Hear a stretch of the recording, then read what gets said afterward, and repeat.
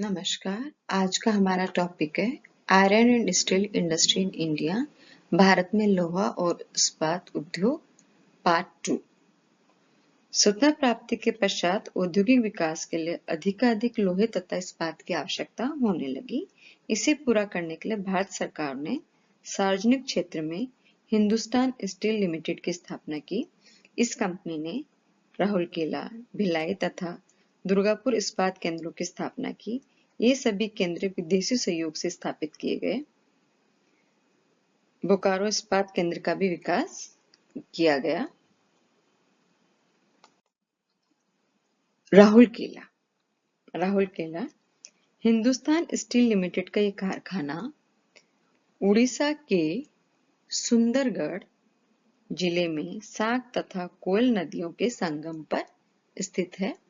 राउरकेला ये है, ये कोयल नदी है, ये ब्राह्मणी नदी यहाँ पर है। ये इसकी स्थापना जर्मनी की क्रुप्स तथा डिमाग कंपनियों की सहायता से की गई। तो किसकी सहायता से बना है? ये जर्मनी की सहायता से बना है। 1959 पे यहाँ पर उत्पादन शुरू हो गया।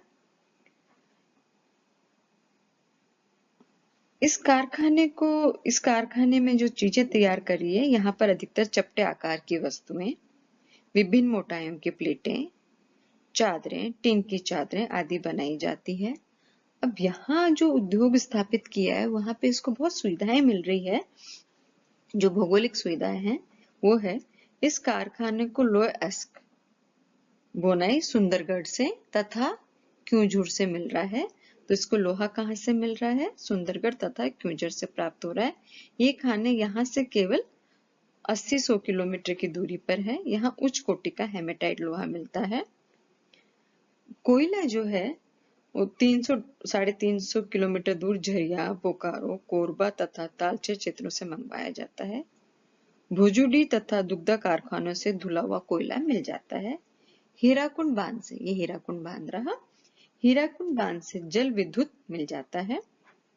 ये केवल 150 किलोमीटर की दूरी पर ही स्थित है।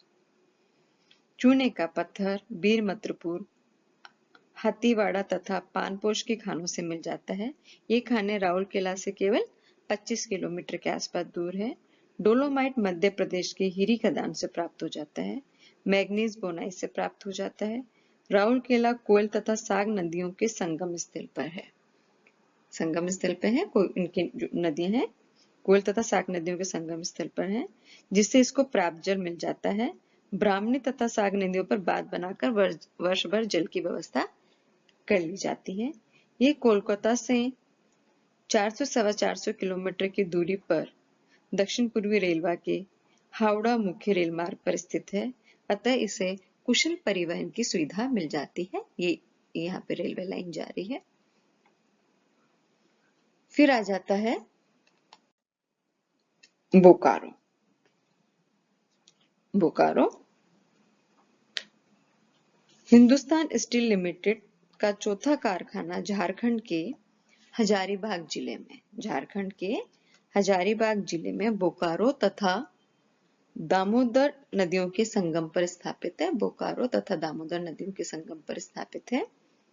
इसे तत्कालीन सोवियत संघ की किसकी सहायता से बना है? सोवियत संघ की। और राउरकेला किसकी बनाता है? जर्मनी की। तो जो बोकारो है वो सोवियत संघ की तकनीकी तथा आर्थिक सहायता से 1964 में बनाया गया। इस कारखाने में विश्व की आधुनिक तकनीक का प्रयोग किया गया और जो इसको सुविधा प्राप्त हो रही है वो है 250 किलोमीटर दूर उड़ीसा के लोह क्षेत्रों से लोह-एस्क की प्राप्ति हो रही है। इसको झरिया तथा बोकारो कोयला क्षेत्र से कोयला प्राप्त हो रहा है। ये 65 किलोमीटर की दूरी पर स्थित है। दामोदर नदी से सस्ती विद्युत मिल जाती है। झारखंड के पलामू जिले से चूना पत्थर प्राप्त किया जाता है। भावनाथपुर तथा डाल्टनगंज से भी चूना पत्थर प्राप्त किया जाता है। ये कोयला बंदरगाह से 300 किलोमीटर, कोलकाता बंदरगाह से 300 किलोमीटर दूर है। तो इसे कोलकाता बंदरगाह से भी इसको सुविधा प्राप्त हो जाती है परिवहन की। दुर्गापुर हिंदुस्तान स्टील लिमिटेड के तीसरे कारखाने की स्थापना पश्चिम बंगाल के वर्धमान जिले में सन 1951 में की गई। इसका निर्माण ब्रिटिश कंपनी किसकी हेल्प से हुई? ब्रिटिश तकनीकी तथा आर्थिक सहायता से हुआ है, ब्रिटिश की सहायता से हुआ है। ये कोलकाता आसनसोल रेल मार्ग पे कोलकाता से 150 पौने 200 किलोमीटर की दूरी पर स्थित है। यहाँ पर उत्पादन 1962 में शुरू किया गया। शुरू में इसकी उत्पादन क्षमता ज्यादा थी, 10 लाख टन के आसपास थी, फिर धीरे धीरे इसकी और बढ़ती गई। यहाँ पे रेल के पहिए, पटरियां, दूरियां, छड़े आदि का उत्पादन किया जाता है। यहाँ से जो सुविधा प्राप्त हो रही है वो लो एस्क झारखंड में सिंहभूम के गुहा जिले के बोलानी खदानों से प्राप्त होता है। उड़ीसा के मयूरगंज से भी लोहा प्राप्त किया जाता है। लो एस्क भंडार दुर्गापुरा के 320 से 30 किलोमीटर के अर्धव्यास के अंदर स्थित है। कोयला निकटवर्ती झरिया तथा रानीगंज से प्राप्त किया जाता है। चूना पत्थर आरंभ में तो हाथीबाड़ी तथा बीर मित्रपुर से प्राप्त किया जाता था, परंतु अब सुंदरगढ़ क्यूंझुर से भी चूना पत्थर प्राप्त किया जाता है। मैग्नीज एस्क उड़ीसा के बरावली क्षेत्र से प्राप्त होता है। डोलामाइट वीर मित्रपुर से मंगाया जाता है। निकटवर्ती क्षेत्रों से सस्ता श्रम उपलब्ध हो जाता है। जल की आपूर्ति दामोदर नदी पर बने दुर्गापुर बैराज से पूरी हो जाती है। दुर्गापुरा कोलकाता से केवल 160 किलोमीटर की दूरी पर दिल्ली कोलकाता रेल और सड़क मार्ग पर स्थित है, अतः यहाँ पर निर्मित माल को सुगमता से दिल्ली तथा कोलकाता तक पहुंचाया जा सकता है। भिलाई सार्वजनिक क्षेत्र में इस्पात कारखाने की श्रृंखला में दूसरा कारखाना है। इसका निर्माण तत्कालीन किसकी हेल्प से हुई? सोवियत संघ की सहायता से सन 1957 में किया गया।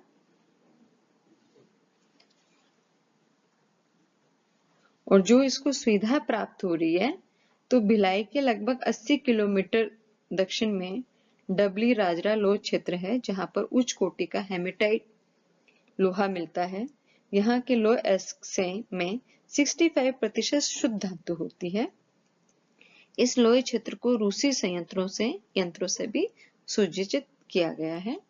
झारखंड की बोकारो, कारगिल व झरिया तथा छत्तीसगढ़ की कोरबा कोयले खदानों से इसको कोयला प्राप्त हो रहा है। 20-30 किलोमीटर की दूर नंदिनी की खानों से इसको चूना पत्थर प्राप्त हो जाता है। छत्तीसगढ़ में बिलासपुर की हिरनी खदानों से इसको डोलोमाइट तथा बालो क्षेत्र में क्वार्टजाइट प्राप्त हो जाता है। तांदुला तथा मरोदा जलाशय से जल की आपूर्ति होती है। कोरबा ताप विद्युत गृह से ताप विद्युत प्राप्त हो जाती है। दक्षिणी पूर्वी रेलवे की उपस्थिति के कारण परिवहन में इसको कोई कठिनाई नहीं होती। भिलाई मुंबई कोलकाता मुख्य रेल मार्ग पर स्थित है। मैग्नीज महाराष्ट्र के भंडार तथा मध्य प्रदेश के बालाघाट से मिल जाता है। निकटवर्ती क्षेत्रों से सस्ता श्रम मिल जाता है।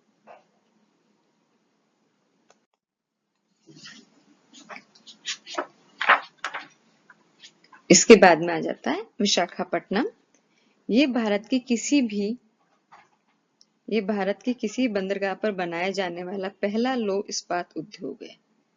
ये आंध्र प्रदेश के विशाखापट्टनम बंदरगाह पर बनाया गया है।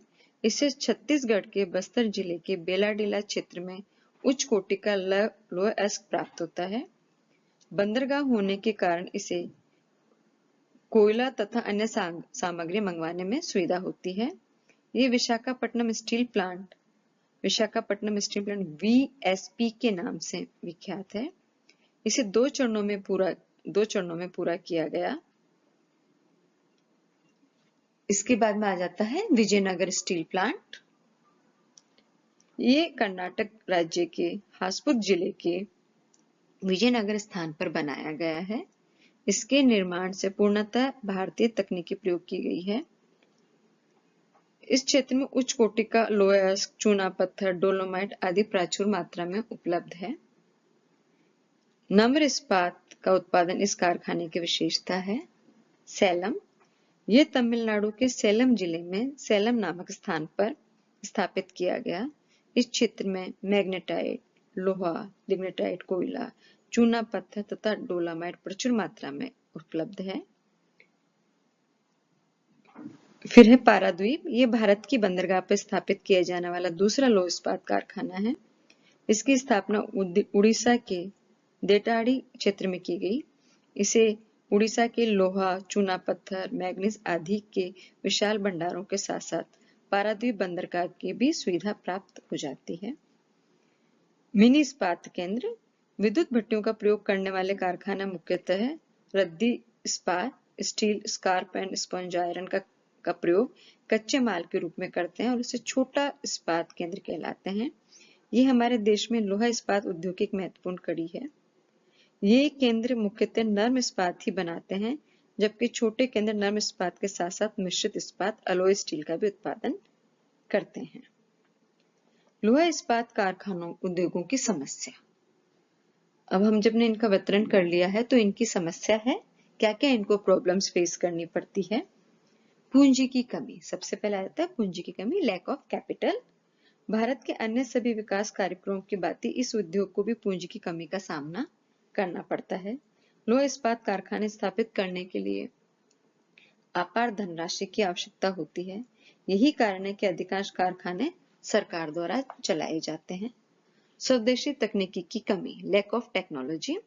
भारत में लोहा इस्पात के क्षेत्र में स्वदेशी तकनीकी की कमी उसके विकास में मुख्य बाधा रही है।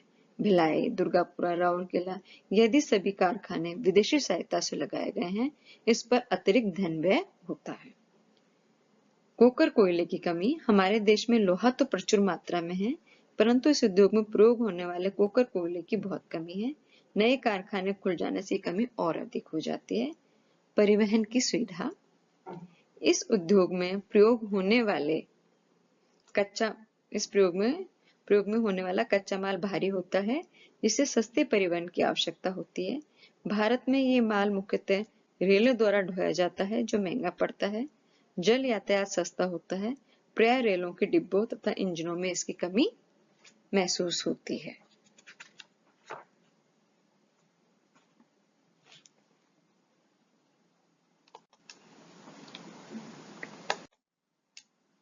आप इन बुक्स के रेफरेंसेस ले सकते हैं। फर्दर रीडिंग के लिए बुक्स अपन काम में ले सकते हैं। Thank you.